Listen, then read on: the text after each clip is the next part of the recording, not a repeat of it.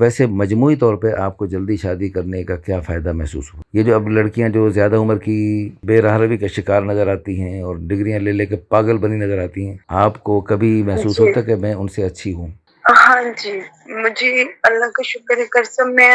حرام والے رستے پہ نہیں چلی۔ ابھی پچھلے دن ایک بندے کی شادی ہوئی، اب اس جی کی بیوی کی عمر ہو گئی تھی کافی زیادہ، اب اس جی زیادہ جی عمر تک اس نے پہلے پتہ نہیں کیا کیا رنگ برنگے سلسلے اس کے چلے، جس کا نقصان یہ ہوا جی جی کہ وہ جی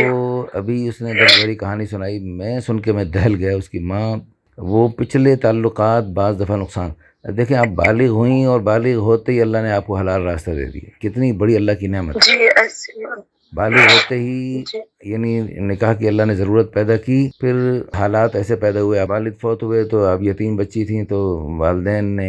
نے کہا چلو اس کو میں اپنے گھر میں رخصت کروں، اس اکیلی بچی کو میں سنبھالنا مشکل ہے، تو یہ بہت اچھا کیا انہوں نے، بہت اچھا کیا، بہت اچھا کیا، بہت اچھا کیا۔ یہ وہ کام کیا جو اللہ کے نبی صلی اللہ علیہ وسلم نے کان کھینچ کے والدین کو فرمایا کہ بچوں کی شادیاں جلدی کرو ورنہ بچوں کا گناہ تمہارے سر پہ ہوگا، حضور فرما رہے ہیں۔ جی ایسی۔ یعنی بھوک پیدا ہوتے ہی کھانا پیش کر دیا گیا، پیاس لگتے ہی آپ کو پانی پلا دیا گیا،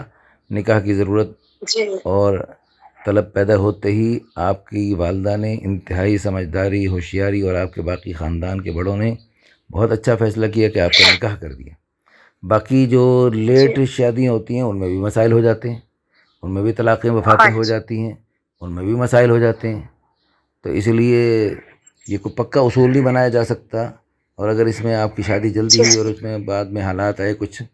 تو اس کو آپ کی جلدی شادی کا خمیازہ نہیں بنا۔ میری اپنی والدہ کی شادی 12-13 سال میں ہوئی، ہم 8 بھائی ہیں، 3 بہنیں ہیں، اچھا اور بہت بہت ماشاء اللہ۔ عظمت والی وقار والی زندگی بسر کر کے ہماری والدہ گئی ہیں، اور الحمدللہ ایک بہت بڑے عالم دین نے ہماری والدہ کے جنازے کے موقع پر وہاں پر فرمایا